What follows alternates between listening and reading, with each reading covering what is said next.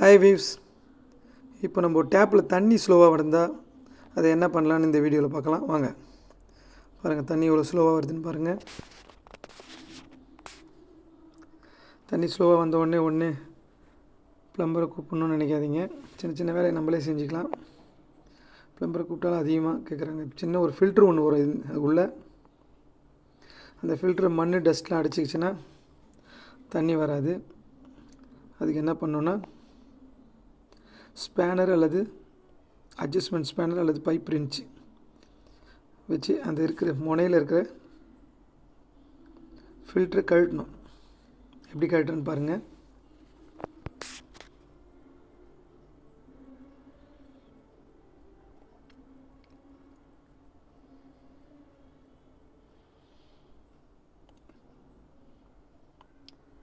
அவ்வளோதான், லூஸ் ஆகிடுச்சு. இப்போ எப்படி கழட்டுன்னு பாருங்கள். கையை வச்சு கழட்ட வேண்டியதுதான். கட்டினா உள்ளே எவ்வளோ பாருங்கள், மண் எவ்வளோ அடைச்சிட்ருக்கு, உப்பு பூத்துருக்கு, பின்னாடி டஸ்ட்டு உப்பு பூத்துருக்கு, உப்பு கட்டிடும். இப்போ பாருங்கள் ஃபாஸ்ட்டாக வருது. இருந்தாலும் நம்ம ஃபில்ட்ரு போகிறது நல்லது. அது ஒரு கிண்ணத்தில் எடுத்துகிட்டு தண்ணி கொஞ்சம் ஊற்றி தட்டி எடுத்திங்கன்னா அந்த டஸ்ட்டு கிளியர் ஆகிடும்.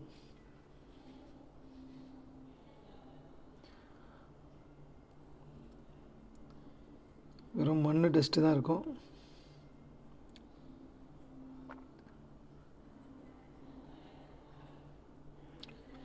தண்ணியில் காட்டுறதுக்காக நான் எடுத்து வச்சுருக்கேன் பாருங்கள்.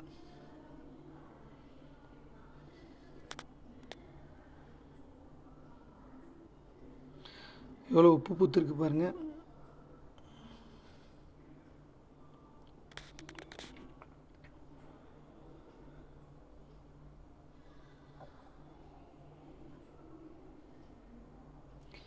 எவ்வளோ டஸ்ட் இருக்குது பாருங்கள்.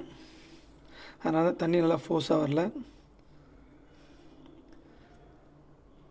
இந்த டஸ்ட்லாம் எடுத்துகிட்டு